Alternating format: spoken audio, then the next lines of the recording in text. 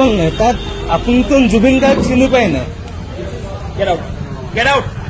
Get out. এইটো মোৰ প্ৰেমাইচিছ হয়। ইয়াত এণ্টাৰ নকৰিব আপোনালোকে। Do you understand? No, Zubin. Do you understand or not?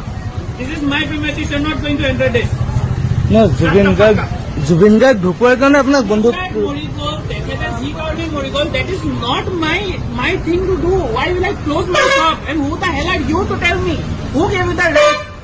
Who gave you?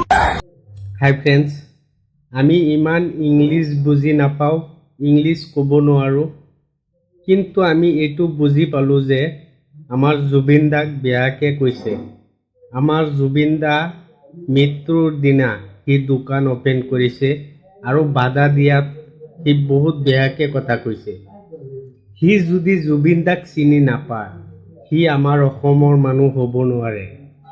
এইটো আমাৰ অসমৰ মানুহ কেতিয়াও হ'ব নোৱাৰে। গতিকে এই মানুহবিলাকক আমাৰ অসমৰ পৰা লাত মাৰি মাৰি ওলাব লাগে।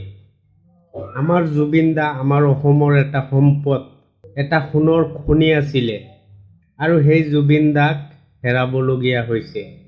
আৰু শুনিছোঁ জুবিন দা মৃত্যুৰ পিছত এটা কাৰণ আছে, কিবা চক্ৰান্ত আছে।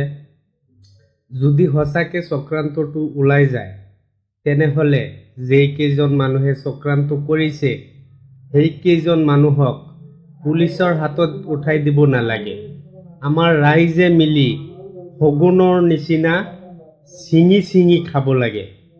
আমাৰ চকুৰ আগত যদি পৰি যায় সেই মানুহটো, যেইকেইজন মানুহে ষড়যন্ত্ৰ কৰি মাৰিছে জুবিন দাক, যদি সঁচা হৈ যায়, তেনেহ'লে মানুহটো খাই পোৱা নাই, কিন্তু মানুহক খাই দিম।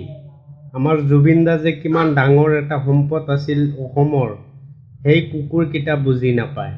আৰু যেইকেইজন মানুহে জুবিন দাক চিনি নাপায় কয়, সেইকেইজন মানুহক আমাৰ অসমৰ পৰা লাত মাৰি মাৰি ওলাই দিব লাগে।